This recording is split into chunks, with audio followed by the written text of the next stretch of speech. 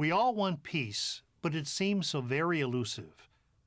Just within my lifetime, many people and many events have raised our expectations that maybe we could all find peace, just to have some conflict open the wounds of hatred and strife once again.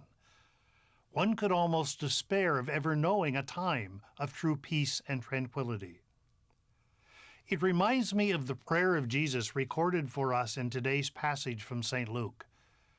Jesus draws near the city of Jerusalem and breaks down in tears, saying, "If this day you only knew what makes for peace." And then he predicts the destruction of the city, which took place just a few years later. Jesus knew what makes for peace, and throughout his whole gospel message, he taught us how to achieve it.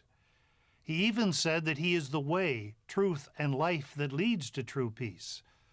But so often, like Jerusalem, we seem not to know what makes for peace, in part because we haven't taken his message totally to heart. Jesus wept over Jerusalem, and perhaps he weeps over London and Paris, Chicago, Agra, Pueblo, and thousands of other cities throughout the world. If we only knew what makes for peace. In many ways and significant ways, I believe we do. Maybe we can pray today to St. Elizabeth of Hungary, who worked hard for peace in her country by living the values of the gospel. I remember a bumper sticker that was popular a few years ago.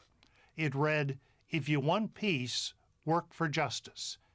It is a quote from Blessed Paul VI, his message for the World Day of Peace, January 1st, 1972.